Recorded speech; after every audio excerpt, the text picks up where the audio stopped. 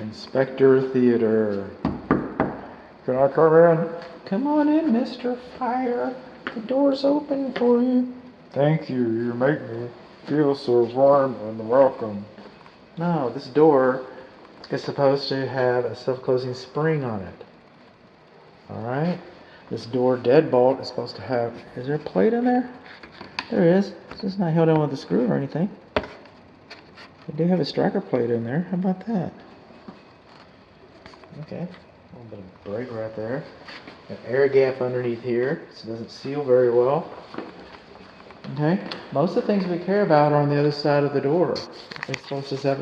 It wasn't required on the hallway. No, it's supposed to have a spring on it. It wasn't... It's not the way we do it. No, it's supposed to have a spring on it. Now there's a little bit of a seal underneath there. It's a metal door. Okay. I just locked myself out. How about that?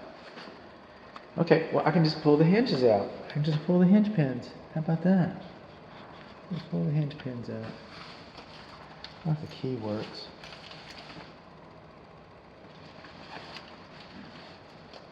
Right here, just fumbling around.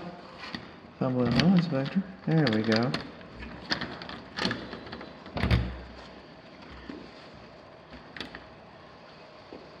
See, the garage is an exterior. So technically this door is installed inside out. So this door can be locked like this, and you just pull the hinge pins out, and you can wedge the door out and come in.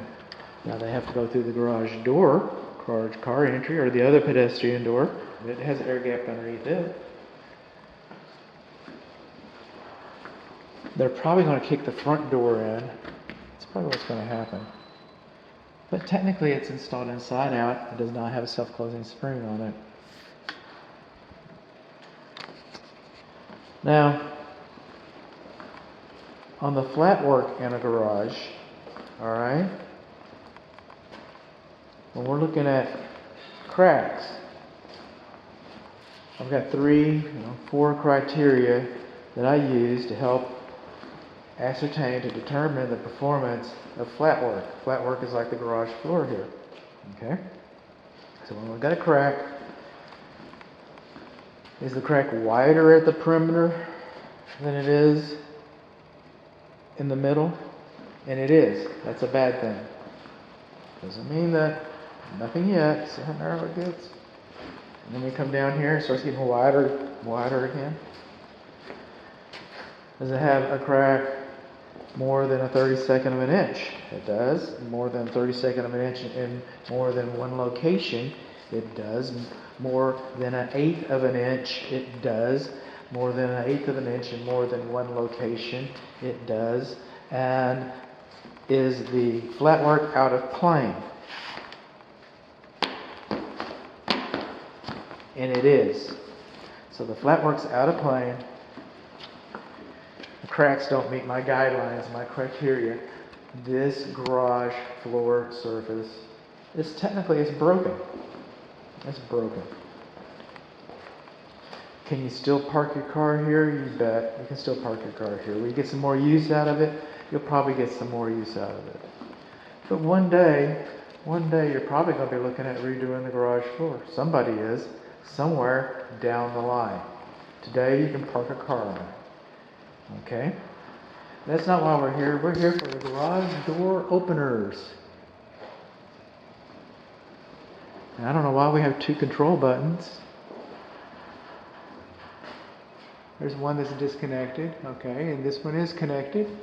This one goes down here, and down here, and down there. That's an insulated staple. How about that? See how it's hanging? This wire's hanging. Hanging loose, hanging loose, hanging loose. Look at this. You're not going to hang laundry on this. This is low voltage. So we come over here. Which one are you? Down to this newer one. This guy's a dead man. All right? This is the newer one. Open sesame. That's our garage door opener. We are missing our cover plate. This is not GFCI. The home was built in the 80's. The courtesy lights are not working. We have our emergency pull handle right here. Courtesy lights are not working. We've got a warning notice posted right here. That's a good thing.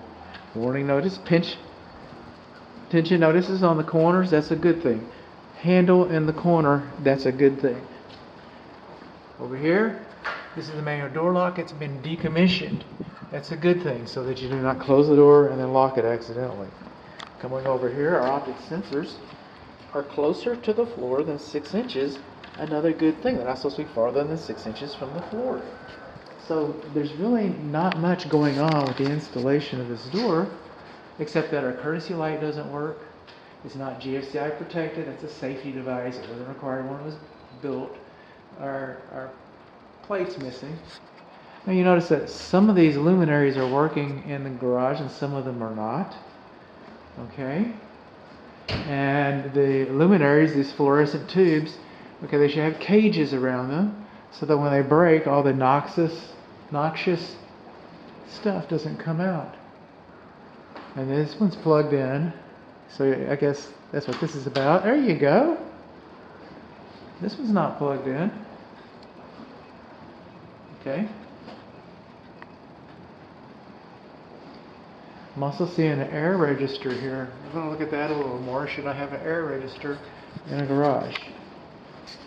Okay, now as far as the control button, it's high enough. It's supposed to be higher than 5 feet so little hands can't get to it. So that's fine, but you should have a warning notice posted here. So you should have a warning notice posted there. Our control wire should be picked up tighter. We do not have GFCI. Our courtesy lights are not working. And I'm missing our cover plate right there. All this is more or less, fine and acceptable. Now I do not do block tests. I made a business decision to do no harm. So I'm just going to take my big old flat zombie hoof and I'm going to go over. I got to run. This is a deep garage, man. I break the beam. And we know that the safety reverse does work. But we didn't adjust the sensitivity. We didn't adjust, that's on you. Inside the inspection, on my website, I got a copy of my inspection agreement. I says I don't do block tests. Okay? The inspection agreement says I do not block tests. I say it. But inside the report, where I also say that I do not do block tests, and inside of the report I'll have a link to one of the manufacturer's instructions. They're all about the same on how to do a block test so that my dear client can do that.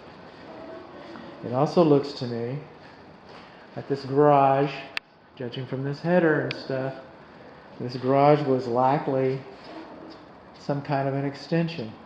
I don't know. And that might explain why we have all these different service panels. I don't know. But that's the garage door. While we're here, I did not see, so far, I have not seen a weather sensor for the lawn sprinkler. This is the lawn sprinkler controls. And it looks like we got zones here. Zone 5, I guess. But we're not doing that. My client, forego, buying that, type of inspection. We're doing termites. And we're doing the regular home inspection, which includes the garage overhead door. But we're not doing the lawn sprinkler system. Okay. Cover plate, no GFCI, optic sensor is not working. Do not have a warning notice posted there. And that's about it. Of course, then all the other stuff.